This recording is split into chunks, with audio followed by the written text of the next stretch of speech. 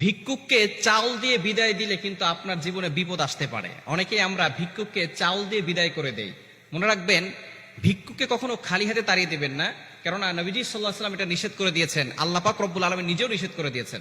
আল্লাহ পাক রব্বুল আলামিন নিজে বলছেন, কোরআন খুলেন 30 নম্বর পারা 17 নম্বর পৃষ্ঠার 8 নম্বর লাইন, সূরাতুদ দুহার 9 নম্বর আয়াতে আল্লাহ বলছেন, ফাআম্মাল ইয়াতীমা ফালা তাকহার, তুমি ভিক্ষুককে কখনো ধমক দিও না। যারা সাহেল, যারা ভিক্ষুক, তাদেরকে কখনো ধমক দেওয়া যাবে না। ও আম্মা সাইলা ফালা তানহার, আল্লাহ পাক রব্বুল আলামিন ভিক্ষুককে ধমক দিতে নিষেধ করে দিয়েছেন। এজন্য আমাদেরকে সব সময় এই বিষয়ে খেয়াল রাখতে হবে।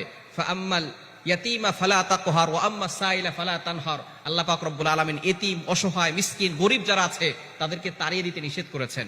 তবে দুঃখজনক হলেও সত্য, আমরা অনেকে তাড়িয়ে দেই না, তবে অনেকে আমরা চাউল দেই। ভিক্ষুক যারা আছে তাদেরকে চাউল দেয়। আবার অনেক সময় জাকাতের সময় আসলে যারা গরিব মানুষ তাদেরকে লুঙ্গি দেয়, কেউ শাড়ি দেয়। খবরদার, এই ধরনের ভুল কখনো করবেন না। জাকাতের টাকা দিয়ে লুঙ্গি, শাড়ি কিনে দেওয়া, এটা কিন্তু ইসলাম সাপোর্ট করে না। ইসলাম এটাকে নিষিদ্ধ ঘোষণা করেছে। আপনি জাকাতের কিছু দোকান আছে, জাকাতের শাড়ি কিনে, জাকাতের লুঙ্গি কিনে তারা এক একজনকে লুঙ্গি দেয়, শাড়ি দেয়।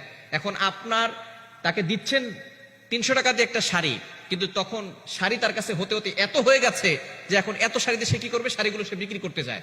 যখন সে বিক্রি করে তখন সে পায় 150 টাকা। আপনি কিনেছেন 300 টাকা দিয়ে, কিন্তু সে পেল 150 টাকা। এখন আপনি চিন্তা করেন জাকাত দিয়েছেন কত টাকা। আপনার এই জাকাত পরিপূর্ণভাবে আদায় হয় নাই। এজন্য লুঙ্গি, শাড়ি দিয়ে জাকাত দিবেন না। তার প্রয়োজন হচ্ছে টাকা।